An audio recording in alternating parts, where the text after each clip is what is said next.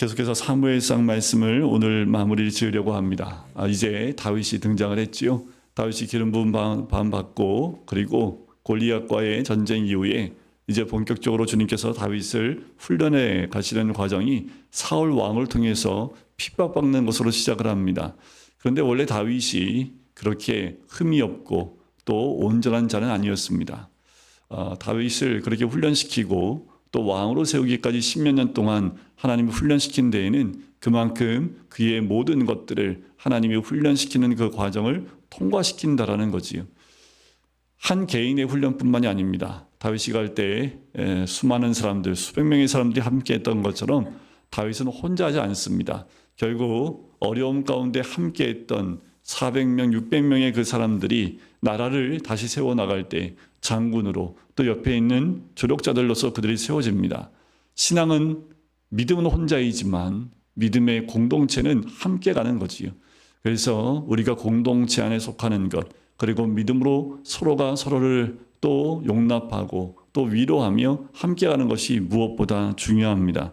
이제 다윗이 사울에게 이제 쫓겨남을 당하고 그리고 피하면서 블레셋이라는 곳까지 도망갔다가 다시 돌아오기도 하는 그 과정들이 진행이 됩니다. 그러다 오늘 사무엘상 24장에 보면 사울의 목숨을 다윗에게 하나님이 허락하시는 것 같은 그 장면이 나와요. 24장 1절에 보면 엔게디 광야에 다윗이 있습니다. 근데 사울이 23장 끝에 보면 블레셋과 전쟁을 하기 위해서 갔다가 다시 이제 블레셋 사람을 쫓다가 다시 돌아와서 사울이 3,000명을 데리고 다윗과 그 사람들을 찾으려고 이제 그 광야로 옵니다. 자, 길가에 양의 우리가 있는데 그 우리 안에 굴이 있어요. 사울이 뒤를 보러 이 건주에 보면 발을 가리러 들어갔는데 그 안 깊숙한 곳에 다윗과 그의 사람들이 그 굴 깊은 곳에 있다고 합니다. 대략 400명에서 600명이 함께 있을 정도의 굴이니까 굉장히 넓고 깊은 굴이라는 것을 알 수 있겠지요. 자, 다윗 사람들이 이 모습을 보고 여호와께서 당신에게 이렇게 하시는 것 같습니다. 내가 원수를 내 손에 넘기리니 내 생각이 좋은 대로 그에게 행하라 하시더니 라는 거지요. 하나님이 사울을 다윗에게 맡겼다라는 겁니다. 그런데 다윗이 가만히 일어나서 사울의 옷자락을 뱁니다. 그리고 한 후에 옷자락 뱀으로 말미암아 다윗의 마음이 찔려합니다. 자신을 드러내는 것이기 때문에 그렇지요. 그러면서 6절에 같이 있는 사람들한테 이렇게 얘기하지요. 내가 손을 들어 여호와의 기름 부음을 받은 내 주를 치는 것은 여호와께서 금하는 것이니 그는 여호와의 기름 부음을 받은 자가 됨이니라. 중요한 건 뭐냐 하면 상황과 환경이 하나님이 허락하신 거 맞습니다. 그런데 기준을 어디에 두고 있냐 하면 하나님이 세우신 종을 내가 손대는 것은 하나님이 기뻐하지 않는다라는 거지요. 하나님 주신 기회임에도 불구하고 그 기회를 자신이 해야 될 것으로 잡지 아니하고 하나님이 원치 않는 것을 바라봤다라는 겁니다. 우리는 때로 하나님이 허락하신 기회라고 생각하고 그 기회를 마음껏 활용할 때도 있겠지만 그때에도 다윗은 멈춥니다. 그리고 하나님이 세우신 사람을 자기 손으로 해야 하는 것은 하나님이 기뻐하지 않는다는 하나님 가치관 그리고 이 하나님에 대한 생각으로 이 모든 결정을 내려요. 그러니까요. 죄를 범하는 그 단계로 넘어가지 않는 거지요. 자, 다윗이 그렇게 한 다음에 사울이 굴에서 나갑니다. 그리고 쫓아나가서 10절에 보면 이렇게 외쳐요. 사울에게 여호와께서 굴에서 왕을 내 손에 넘기신 것을 왕이 아셨을 것이니이다. 어떤 사람이 나를 권하여 왕을 죽이라 하였으나 내가 왕을 아껴 말하기를 나는 내 손을 들어 내 주를 해하지 아니하리니 그는 여호와의 기름 부음을 받은 자이기 때문이라. 아부하고 죽이지 않는 이유를 다 이야기합니다. 여러분들 우리의 기준도 다윗과 같아야 합니다. 하나님이 하신 거라면 우리 손으로 할 것이 아니라 하나님께 맡겨야 되는 것이요. 자, 그래서 다윗이 이렇게 얘기했을 때 사울이 오히려 얘기를 합니다.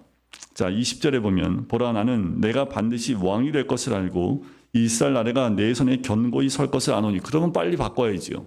이걸 아는데 왜 잡고 있어요? 자기가 알고 있으면. 그러니까 이게 지금 다윗의 선행과 다윗에게 하나님이 함께 하심을 사울이 보니까 다시 제정신이 돌아옵니다. 하나님이 너를 통해서 이 나라 다시 세우고 견고케 할 것을 사울이 알아요.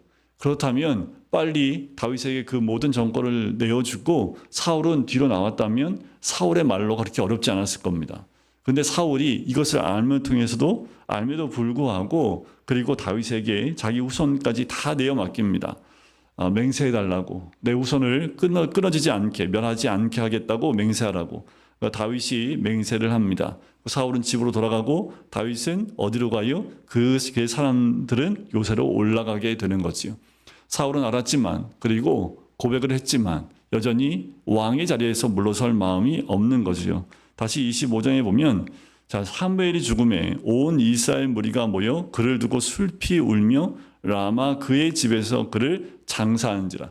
이미 12장에서 고별설교를 했지만 사무엘은 25장에 와서 죽습니다. 그때에 다윗이 일어나 바란 광야로 가지요. 여기에 바란 광야에서 한 사람이 나오는데 그가 누구냐면 나발입니다. 마온에 한 사람이 있는데 갈멜에 심이 부하여 양이 3,000, 염소가 1,000마리. 그가 갈멜에서 양털을 깎고 있었으니 하면서 그 이름이 나발이고 아내의 이름은 아비갈이라 소개를 합니다. 자, 양 깎는 것이라면 그때는 굉장히 큰 축제입니다. 왜냐하면 많은 수입이 있기 때문에 축제와 같은 시간들을 보내요. 그래서 다윗이 그것을 알고 소년 10명을 보내서 이 무리들을 먹일 수 있는 음식을 받아갖고 와라 라고 보냈는데 이 나발이 뭐라고 얘기를 합니까? 10절에 보니까 다윗의 사원들에게 대답하여 이르되 다윗이 누구며 이새의 아들은 누구냐? 요즘에 각기 주인에게서 억지로 떠나는 종이 많도다 라고 얘기하는 거예요. 자, 이 말을 듣고 이 10명의 사원이 다시 다윗에게로 돌아갑니다.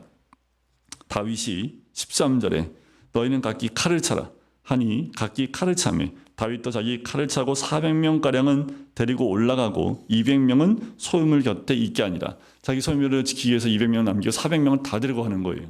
지금 난리가 났지요. 자, 그때 이 나발의 아내였던 아비가일이 14절에 보면 참 지혜로운 여인입니다.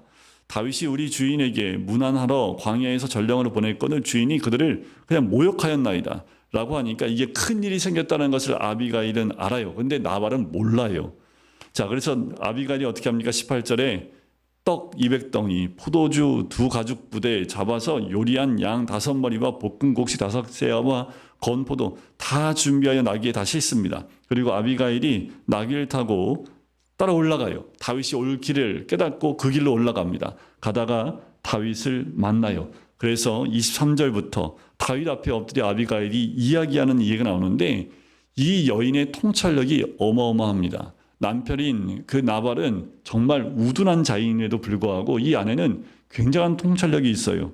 자, 25절에 이 아비가일이 뭐라고 하냐면 이 불량한 사람 나발을 개의치 마옵소서. 그의 이름이 그에게 적당하니 그의 이름은 나발이라. 그는 미련한 자니이다. 여종은 내 주께서 보내신 소년들을 보지 못하였나이다 하면서 하나님이 다윗을 어떻게 함께 하시는지를 아비가일이 쭉 이야기합니다. 자, 28절에 보면 주의 여정의 허물을 용서하여 주옵소서 하면서 여호와께서 반드시 내 주를 위하여 든든한 집을 세우시리니 이는 내 주께서 여호와의 싸움을 싸우시며 내 주의 일생에 내 주에게서 악한 일을 찾을 수 없음이니라. 정확히 다윗에 대한 통찰력을 갖고 있습니다. 다윗의 싸움은 여호와의 싸움을 싸우는 사람이고 또 여호와께서 모든 그 집을 든든하게 세우실 것을 이 아비가일이 미리 보는 거예요. 그러니까 이 고백을 합니다. 29절에 보면 두 번째 줄에 내 주의 생명은 내 주의 하나님 여호와와 함께 생명싸개 속에 쌓였을 것이요. 그러니까 다윗의 생명은 누구도 해할 수 없다라는 거지요. 하나님의 생명싸개 안에 있다라고 고백을 하는 거예요. 그러니까 이 아비가일이 정확하게 하나님과 다윗과의 관계를 정확하게 보고 있고 또 다윗이 어떤 존재인지도 정확하게 얘기하고 있고 다윗이 앞으로 가야 될 길이 무엇인지도 정확하게 보고 있는 거지. 그러니까 다윗이 이것을 다 들어요. 그랬더니 다윗이 32절에 오늘 너를 보내요 나를 영접하게 하신 이스라엘 하나님 여호와를 찬송할지로다. 또 내 지혜를 칭찬할지며 또 내게 복이 있을지로다. 오늘 내가 피를 흘릴 것과 친히 복수하는 것은 내가 막았느니라. 이 아비가일을 통해서 이 지혜를 통해서 다윗이 피를 흘리는 것을 막게 합니다. 이것은 자기 남편을 살리는 것보다 다윗을 통해서 죄를 짓지 아니하고 피를 흘리지 않게끔 막았다라는 거예요. 더 놀라운 건 뭐예요? 지금 화가 뚜껑이 열린 상태의 다윗이지만 이 아비가일의 말을 듣고 다윗이 깨달은 거지요. 다윗의 남다른 점은 이겁니다. 들을 귀가 항상 열려 있었던 거예요. 감정이 상해 있지만 이 한 여인의 소리를 듣고 하나님의 인도하심이 어디고 또 내가 뭘 해야 될지를 다시 고쳐잡습니다. 그래서 어떻게 해요? 피를 흘리지 않아요. 그리고 돌아가는 거지요. 36절에 아비가일이 나발에게 가서 이 모든 걸 다 얘기합니다. 나발이 오금이 저리지요. 자기가 죽을 뻔했다라는 겁니다. 결국 38절에 보면 한 열흘 후에 여호와께서 나발을 치심에 그가 죽으니라. 하나님이 직접 심판하시는 거지요. 그러니까 우리가 우리에게 힘이 있다고 해서 우리가 하나님의 심판을 대신할 필요는 없습니다. 우리 손에 그 피를 묻힐 필요가 없다라는 거지요. 하나님이 하시면 하나님이 선하게 역사하시는 은혜가 있는 겁니다. 나발은 이럴 때 쓰는 말이죠. 술 처먹고 디비에 자다가 아내한테 얘기 듣고 놀랬다가 열흘 만에 하나님께 이게 이제 죽임을 당하는 그 과정. 근데 이제 아비가일이 남아 있는데 다윗이 이 소식을 듣고 어떻게 해요? 이 아비가일을 아내로 맞이합니다. 39절 보세요. 나발이 죽었다함을 듣고 나발에게 당한 나의 모욕을 갚아주사 종으로 악한 일을 하지 않게 하신 여호와를 찬송할지로다 하면서 39절 끝에 다윗이 아비가일을 자기 아내로 삼으려고 사람을 보내지요. 40절에 다윗의 전령들이 갈멜에 가서 아비가일에게 이릅니다. 다윗이 당신을 아내로 삼고자 하여 우리를 당신께 보내더이다. 그러니까 아비가일이 따라갑니다. 그러니까 이렇게 귀한 여인을 다윗이 아내로 맞이하는 장면을 이야기하지요. 43절에 또 하나의 아내를 봤습니다. 이스라엘 아히노암을 아내로 맞이하게 됐지요. 하지만 원래 그 아내였던 미갈은 44절에 사울이 아직 그 부부의 관계를 끊은 것도 아님에도 불구하고 그 미갈을 갈림에 사는 라이스 아들 발디에게 주어버리는 것으로 25장이 마무리됩니다. 다시 한번 26장엔 다윗이 또 한번 사울을 죽일 기회가 또 한번 와요. 자, 2절에 보면 사울이 일어나 십광야에서 다윗을 찾으려고 갑니다. 자, 3절에 보니까 사울이 광야 앞 하길라산 길가에 진을 치는데 다 잠을 자고 있습니다. 그래서 다윗이 정탐꾼을 보내서 사울이 과연 이른 줄 알고 다윗이 일어나 사울이 진친 곳에 이릅니다. 자, 그때 사울과 군사령관 아브넬이 머무는 곳을 본즉 사울이 진영 가운데 누웠고 백성들은 그를 둘러친 친지라. 그러니까 사울 왕이 가운데 있고 왕을 중심으로 지금 다 뺑 돌면서 360도 뺑 돌려서 다 진을 치고 지금 누워 있는 거예요. 그러니까 사울 왕을 보호하기 위해서. 자, 그때 이제 다윗이 아비새와 함께 이 진영으로 들어갑니다. 들어갔는데 다 자고 있어요. 군대 장관인 이 아브넬까지 다 자고 있습니다. 그러니까 이 아비새가 뭐라고 하냐면 제가 창 한 번만 던지면 원수인 사울을 죽일 수 있겠습니다. 라고 묻습니다. 그때 다윗이 다시 한번 얘기해요.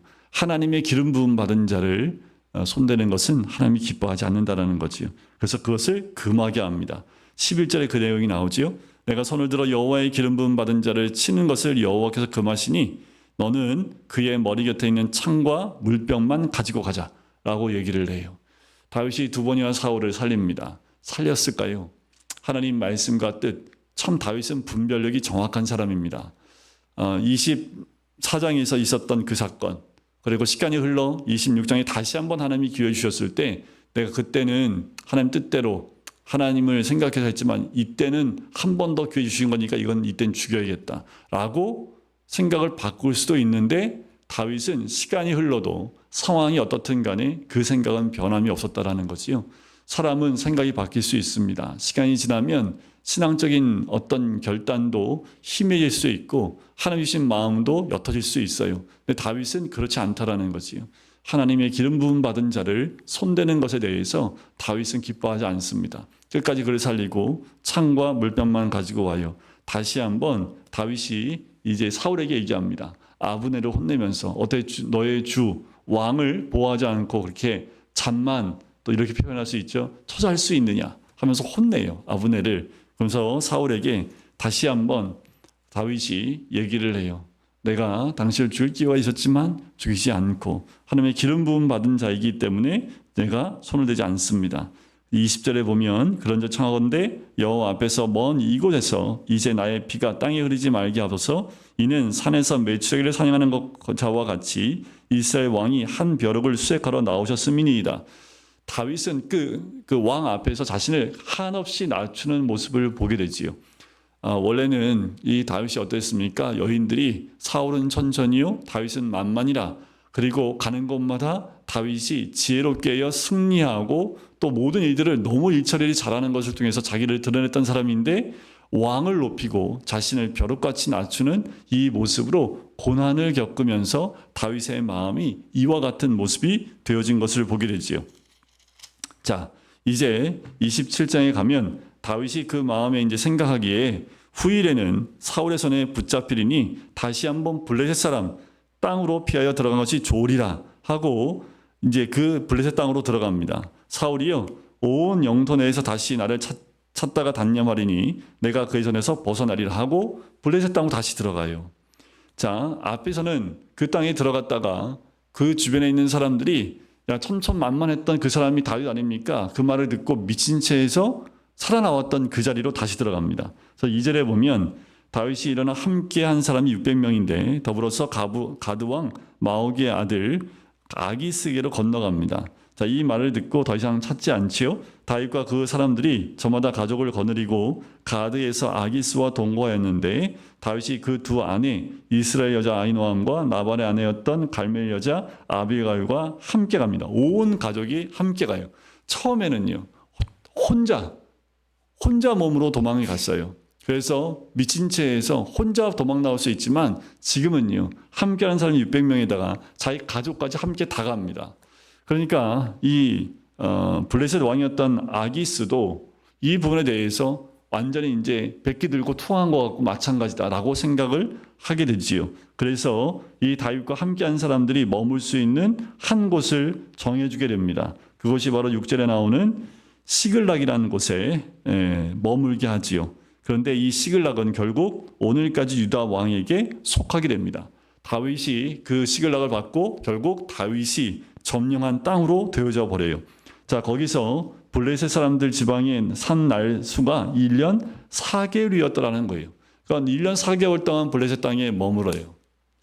자, 이것이 하나님의 뜻에 맞느냐 틀리냐는 성경에 나오지 않지만 뒤에 나온 사건들을 보면, 그리고 앞에서는 모압 땅에 갔을 때에도 선지자를 통해서 이방 땅에 있지 말고 돌아오라라는 말씀을 주셨지요.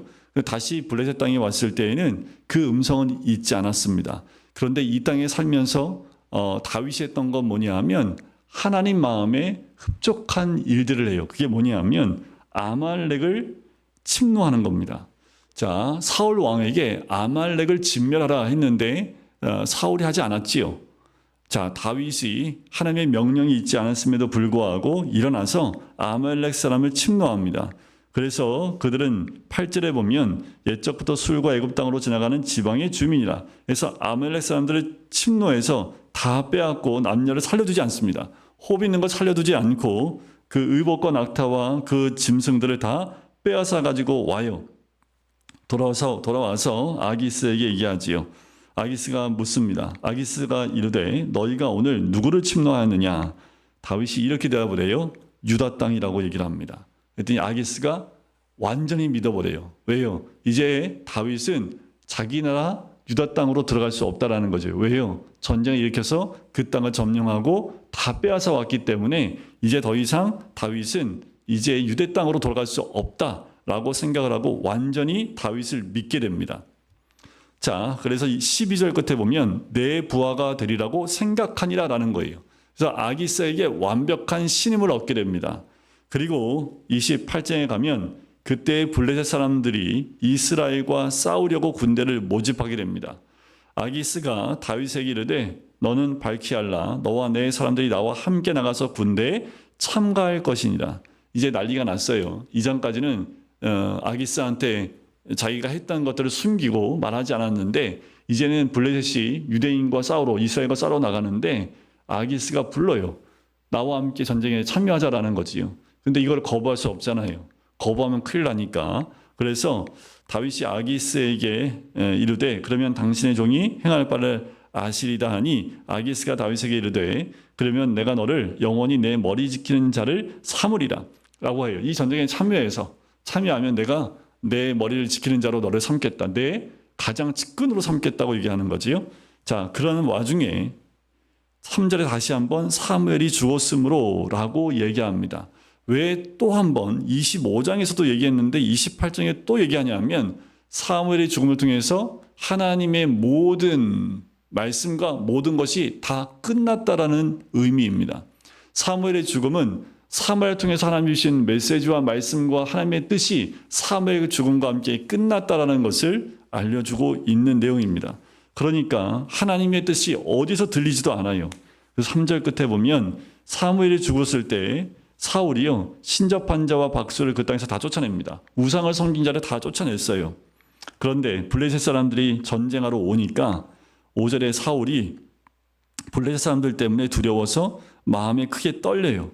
그래서 사울이 여호와께 묻자오되 여호와께서는 꿈으로도 우림으로도 선지라로도 그에게 대답하지 아니하셨다라는 거예요. 철저하게 이제 하나님이 사울에게 어떠한 것도 얘기하지 않으십니다. 전쟁에 대한 것도 어떠한 메시지도 하지 않으신다라는 거지. 사울이 마음의 두려움과 또 근심이 가득하게 됩니다. 그래서 결국 어떻게 해요? 신접한 여인을 만나러 가는 거예요. 그런데 거기에서 불려 나왔던 사무엘이라는 형상이 나오는데 그때에도 이 사무엘 형상을 갖고 있는 그가 사울에게 했던 말이 뭐냐면 너희의 불순종이라는 거예요. 여호와의 목소리를 순종하지 아니하고 진노를 아말렉에게 쏟지 아니하였으므로 두 가지 사건을 얘기합니다. 하나는 사울의 망령된 제사 13장에 나왔던 거지요. 또 하나는 15장에 나왔던 아말렉 진멸하라는 그 명령에 불순종했던 것. 이 두 가지 사건이 사울에게 가장 큰 불순종이었기 때문에 이 두 가지를 내가 여호와 앞에서 행하지 않았다라는 거지요.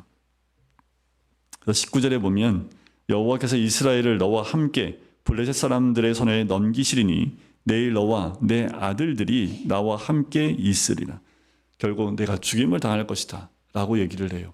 여러분들 이렇게까지 이 말로 안 돼. 이건 굉장히 그 난해 구절 가운데 들어갑니다.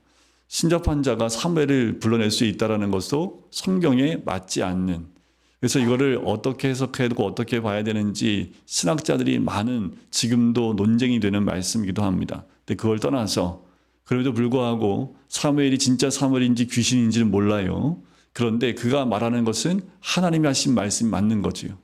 그의 죄에 대해서 지목하고 있기 때문에. 그런데 사울은 어떻게 해야 합니까? 지금 이 상황에서 어떻게 해야 돼요? 하나님이 음성 들려주기까지 움직이면 안 돼요. 두렵고 떨린다면 하나님 앞에서 죽는 게 낫습니다. 그런데 사울에게는 그런 판단을 내린 판단력 자체가 없어요. 여러분 우리가 이 땅에 살면서 무슨 소리에 우리가 움직여야 되는지를 보셔야 합니다. 왜 교회 다니시는 분들이 점을 치러 갑니까? 안 들려서 그래요, 말씀이. 또 하나는 뭐냐면 내가 듣고 싶은 말씀 안 해주니까 무당이나 점 치는 사람한테 내가 원하는 소리를 듣고 싶어서 가는 거예요. 그러니까 하나님을 섬기는 사람들이 무당을 찾아간다는 건 뭘까요? 네, 하나님한테 얼마나 죄진 모습입니까? 네, 그걸 몰라요. 그러니까 우리는 아직도 하나님 온전히 섬긴다고 하지만 섬기지 않아요. 주일날 예배드리고 주중에는 그렇지 않는 것을 찾아간다라는 거지요. 왜 그럴까요? 우리는 집중이 나한테 되어 있습니다. 하나님 뜻에 다윗처럼 하나님이 세우신 왕에 대한 부분들을 생각하면서 하나님이 이끄심을 보고 나가는 것이 아니라 내가 원하는 때에 내가 원하는 방법으로 나에게 무엇인가 있기를 원하는 거지요. 한계가 있습니다. 그러니까 어떻게 해요? 늘 그런 인생은 걱정과 근심과 두려움과 이 모든 것에 그냥 꽉 매여 있을 수밖에 없습니다. 그러니까 답답하지요. 어떻게 해야 될지 모르겠지요. 그런데 왜 어떻게 할지 몰라요. 죽음의 자리에 있으면 그냥 죽는 게 하나님 뜻이에요. 그럼 죽으면 됩니다. 그리고 나에게 없는 것이 있으면 없는 대로 있으면 돼요. 그런데 이것을 내가 원하는 대로 바꾸려고 하니까 걱정과 근심과 다툼이 있을 수밖에 없는 거지요. 결국 사울은 아무런 해답도 듣지 못하고 결국은 자기의 죽음에 대해서 얘기를 듣고 돌아가게 됩니다. 지금 이런 상황 가운데 같은 시간대 29장에 다윗에게 일어난 사건이 29장에 또 등장을 해요. 자, 블레셋 사람들이요 군대를 암에게 모았습니다. 29장 1절에 보면 이스라엘 사람들은 이스라엘인의 셈 곁에 진쳤는데 자, 블레 사람들은 수령들은 수백 명씩 수천 명씩 인솔하여 나갑니다. 다윗과 그 함께한 사람들도 아기스와 함께 그 뒤에서 나가게 되지요. 자, 그럴 때 3절에 보니까 이 히브리 사람이 무엇을 하려느냐 하니 아기스가 블레 사람들의 방백들에 이르되 이는 이스라엘 왕 사울의 신하 다윗이 아니냐 그가 나와 함께 있은지 여러 날 여러 해로되 그가 망명하여 온 날부터 오늘까지 내가 그의 허물을 보지 못하였노라 라고 얘기를 합니다. 그랬더니 블레 사람들이 얘기를 하지요. 쭉 얘기하면서 결국 5절에 보면 다시 한번 또 얘기를 해요. 사울이 죽인 자는 선선이요 다윗은 만만이로다 하던 그 다윗이 아니니까 계속 이게 이제 다윗의 트레이드 마크가 딱 된 거예요. 다윗 하면 만만 천천만만 이 얘기가 항상 붙어 다녀요. 결국 이 얘기가 들릴 때마다 다윗은 곤란한 환경 가운데 갑니다. 이 얘기를 처음 들었을 때도 사울에게 시기를 받게 된 것이 이 문구였죠. 그리고 아기스한테 처음 도망갔을 때에도 이 문구 때문에 미친 척했지요. 지금 이 상황 가운데도 또 한 번 이 얘기가 들려요. 또 어려운 가운데 있을 수밖에 없습니다. 자, 이게 하나님의 배려입니다. 어쩌면 여러분들 세상 가운데 우리로 하여금 세상이 우리를 배척해내는 것이 하나님의 배려일 수 있습니다. 뭐가 하나님의 배려예요? 방백들의 불신이지요. 방백들이 불신하지 않았다면 다윗은 사울과 싸우는 전쟁터에 나갔을 겁니다. 그럼 어떻게 해요? 하나님 백성과 다윗에 있는 함께 있는 사람들이 충돌하면 서로 죽이는 일이 일어날 수밖에 없지요. 하나님이 절대로 기뻐할 수 없습니다. 그런데 하나님이 다윗을 보호하고 계시죠. 어떻게 보호해요? 이 소리를 들리게 하는 거예요. 전쟁에 나가지 못하도록 막는 방법으로 이 천천히요 만만이라는 소리를 듣게 하고 사람들로 하여금 불신을 얻게 한다라는 거지요. 다윗은 오히려 거꾸로 얘기합니다. 내가 뭐 잘못한 게 있다고 나한테 그렇게 하십니까? 거꾸로 아기스 왕한테 막 이제 분노 아닌 분노를 표출하는 것처럼 하고 있지만 다윗의 속마음은 어때요? 휴, 다행이다 라고 했겠지요. 분별치 않으면 자기가 불신되어지는 것 때문에 또 힘들었을지 모르겠습니다. 오늘 세상 가운데 하나님이 배려하시는 방법은 세상에서는 부정적인 것으로 드러날 수 있어요. 하지만 하나님의 보호하심이 우리의 삶 가운데 세상에서 불신을 당할지언정 하나님 뜻에서 벗어나지 않게끔 하나님의 인도하시고 보호하시는 그 손길이 있다라는 겁니다. 이것을 분별해낼 수 있는 것도 믿음의 눈으로 봐야지 가능하지요. 다윗은 알았습니다. 이것이 하나님의 인도하심이라는 것을 알았어요. 하지만 겉으로는 그런 표시를 안 하지요. 8절 보세요. 다윗이 아기스에게 얘기하지요. 내가 무엇을 하였나이까? 내가 당신 앞에 오늘까지 있는 동안에 당신이 종에게서 무엇을 보셨기에 내가 가서 내 주 왕의 원수와 싸우지 못하게 하시나이까? 그러니까 아기스가 더 안절부절 못하는 거죠. 어쩔 수 없는데 애들이 너랑 같이 안 싸우는데 그러니까 같이 싸울 수는 없고 내가 미안하다라고 해서 오히려 아기스 왕한테 사죄를 받아내고 자기가 있었던 시글락으로 돌아갈 수 있는 길이 열리는 거예요. 여러분 세상에서는 인정받는 것이 답은 아닙니다. 세상에서 인정받고 우리 이름이 높아지는 것만이 답은 아닙니다. 때로는 그렇게 높이셔서 우리를 사용하시기 위해서 높이실 때도 있지만 세상에서 불신받아서 쫓겨나는 것이 오히려 하나님의 은혜일 수 있다라는 겁니다. 그것이 우리 삶 가운데 숱하게 드러나요. 우리가 깨달지 못하는 그런 상황도 있지만 우리가 알고 있는 상황 가운데에도 하나님이 그렇게 우리를 세상 가운데서 보호하시는 역사들은 수도 없이 많지요. 그것을 또 보게 됩니다. 자, 그리고 다윗은 자기의 고향으로 돌아옵니다. 그런데 문제가 생겼어요. 30장의 한 장 가운데 이제 시글락에 남아있었던 가족들이 아말렉에 의해서 다 붙잡혀갑니다. 근데 감사한 거 뭐냐 하면 시글락에 남아있던 가족들이 단 한 명도 죽지 않고 다 포로로 잡혀가요. 30장 1절 보세요. 다윗과 그의 사람들이 사흘 만에 시글락에 이른 때에 아말렉 사람이 이미 네겝과 시글락을 침노하였는데 그들이 시글락에 서서 불사르고 다 끌고 갑니다. 그런데 2절에 보면 한 사람도 죽이지 아니하고 다 사로잡아 끌고 자기 길을 갔더라. 이것도 하나님의 은혜지요. 여기서 죽었다면 지금 이 사건 때문에 함께 갔던 추종했던 다윗과 함께 했던 사람들이 다윗을 돌로 쳐 죽이려고 했습니다. 너무 황당하니까요. 자기들이 전쟁에 참여하지 않고 가족을 지켰다면 안 가도 될 걸 괜히 갔다 와가지고 지금 아말렉에서 침공당하고 내 처자식들이 다 붙잡혀가고 다 불타버린 거지요. 그러니까 막 다윗에게 그 울분을 다 쏟아내려고 합니다. 그 포로로 잡혀간 사람들 가운데인 두 아내와 자녀들도 있었지요.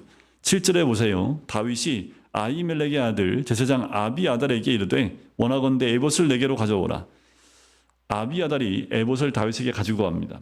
다윗은 이때에도 얼마나 다윗도 놀랐겠습니까? 그런데 다윗도 이런 환경 가운데 놀라지 않습니다. 그리고 오히려 여호와께 묻습니다. 이것이 다윗의 리더십이고 또 다윗이 가졌던 훈련된 모습이라는 것을 알 수 있어요. 이제 거의 다윗의 훈련이 끝부분에 왔습니다. 사무엘하에 가면 초반부에 이제 몇 년 안 돼서 다 이 통일 사울 왕 이어서 다음 2대 왕으로 등극하는 그 사건들이 드러나는데 지금 이 사건을 보면서 다윗이 철저하게 지금 화가 나서 빨리 그 아말렉을 쫓아가서 자기의 분노를 쏟아놓는 것이 아니라 하나님께 묻습니다. 내가 이 군대를 추격하면 따라잡겠나이까? 여호와께서 그에게 대답하시죠. 쫓아가라. 내가 반드시 따라잡고 도로 찾으리라. 이 말을 딱 들으니까 말씀이 딱 들리니까 어떻게 해요? 다윗과 또 그와 함께한 600명이 가서 부솔 시내에 이르러 뒤떨어진 자를 거기 머물게 했으되. 그러니까 하나님의 음성 딱 들으니까 힘이 나지요. 여러분들 우리에게 힘이 되는 건 여호와의 말씀입니다. 여호와의 음성을 들으면 하나님 하겠다 하면 그냥 가시면 돼요. 다윗이 여기에 토를 다지 않습니까? 않습니다. 따라잡겠습니까? 따라잡겠고 다 찾아오리라. 이걸 믿고 백성들과 함께 얘기한 거예요. 그러니까 함께 갈 수 있는 힘이 일어날 수 있었던 거지요. 자, 10절에 보니까 가다가 지친 자 200명만 머물게 하고 400명이 함께 쫓아갑니다. 쫓아 올라가지요. 13절 다윗이 가다가 누구를 만나요. 한 사람 만나는데 그 사람에게 너는 누구에게 속하였으며 어디서 왔느냐? 그가 얘기하지요. 나는 애굽 소년인데 아멜렉 사람 종이더니 사흘 전에 병이 들매 주인이 나를 버렸나이다. 근데 그 종을 만난 거지요. 그래서 그 종이 알려줍니다. 15절 다윗이 그에게 이르되 네가 나를 그 군대로 인도하겠느냐 하니 그가 이르되 당신이 나를 죽이지도 아니하고 내 주인의 수중에 넘기지도 아니하겠다고 하나님의 이름으로 네게 맹세하소서. 그리하면 내가 당신을 그 군대로 인도하리이다. 이렇게 하나님이 또 인도를 받을 수 있는 사람을 준비시켜 놓으신 것을 보게 돼요. 그냥 쫓아가는 것이 아니라 중간중간에 하나님께서 예비하신 사람이 있는데 이 버려진 사람이잖아요. 그리고 병 걸렸습니다. 그냥 쳐다보지 않고 갈 수 있어요. 그런데 그 급박한 상황 가운데에도 그냥 지나치지 않았던 거지요. 다윗이 그를 보호했고 또 그에게 질문하며 통해서 그를 통해서 아말렉을 쫓아갈 수 있는 길이 열렸던 겁니다. 아무리 힘들고 어렵고 또 급박한 상황이라도 하나님 보낸 사람인지 아닌지를 분별할 수 있는 분별력은 있어야겠지요. 그리고 17절 따라잡습니다. 새벽부터 이튿날 저물 때까지 그들을 치매 낙타를 타고 도망한 소년 400명 외에는 피한 사람이 하나도 없습니다. 다 찾아서 돌아와요. 다 찾아서 돌아옵니다. 한 생명도 잃어버리지 않고 다 찾아서 돌아오는 사건이 30장 마지막에 다 기록되어 있는 거지요. 시글렉에 와서 전리품을 그 모든 사람들과 함께 다 나누게 됩니다. 30장을 통해서 다윗이 다시 한번 이 급박한 상황 가운데 하나님의 인도하심은 그 은혜를 함께 누리게 되지요. 이제 31장에 가면 사울과 요나단의 죽음, 마지막 죽음이 나옵니다. 자, 블레셋과의 전쟁을 치르게 돼요. 그래서 1절 끝에 보니까 길보아 산에서 엎드러 죽게 됩니다. 블레셋 앞에서 도망하다가요. 그래 블레셋 사람들이 사울과 그의 아들들을 추격하지요. 사울의 아들 요나단과 아미나답과 말기수아를 죽이니라. 사울의 아들 셋이 다 죽게 됩니다. 요나단도 여기서 죽어요. 요나단만큼 말씀 가운데 또 다윗과 함께 했던 사람이 없는데도 불구하고 이 요나단은 아버지와 함께 그 전쟁에 나갔다가 죽음을 맞이하게 됩니다. 하나님 말씀대로 되는 거지요. 사울이 패전함에 활 쏘는 자가 따라잡지요. 사울이 그 활 쏘는 자에게 중상을 입게 됩니다. 그래서 무기 든 자에게 내 칼을 빼어 그것을 나로 찔러 할례 받지 않는 자에게 죽임당하지 않게 해라. 그런데 기름 부음 받은 자를 죽이는 것에 대해서 두려워합니다. 그래서 사울이 칼을 앞에 놓고 엎드러져 죽게 되지요. 사울의 마지막입니다. 그래서 무기 든 자도 사울의 죽음을 보고 자기도 함께 죽습니다. 사울과 그의 세 아들과 무기 든 자와 그 모든 사람이 그날 한 날에 함께 죽게 되지요. 이것은 하나님 말씀하신 대로 그대로 이루어지는 것을 보게 돼요. 8절에 보면 그 이튿날 블레셋 사람이 죽은 자를 벗기러 갔다가 사울과 그의 아들 세 아들이 길보아 산에서 죽은 것을 보고 사울의 머리를 베고 그의 갑옷을 벗기고 자기들의 신당과 백성에게 알리기 위하여 그것을 블레셋 사람들의 땅 사방에 보냅니다. 그의 갑옷은 아스타롯 집에 두고 그의 시체는 베산 성벽에 못 박지요. 길르앗 야베스 주민들이 블레셋 사람들이 사울에게 행한 것을 듣고요, 모든 장사에 일어나서 밤새도록 달려가서 사울의 시체와 그 아들들의 시체를 다 가지고 돌아옵니다. 돌아가서 거기서 불사르지요. 그의 뼈를 가져다가 야베스 에셀나무 아래에 장사하고 7일 동안 금식합니다. 왜 그러냐 하면 이 길르앗 야베스는 전에 전쟁이 일어났을 때 사울에 의해서 구원함을 받았던 그 도시이지요. 그러니까 이 사람들이 그 은혜를 갚기 위해서 사울의 그 시체를 가져다가 장사를 치르는 것으로 31장이 마무리가 됩니다.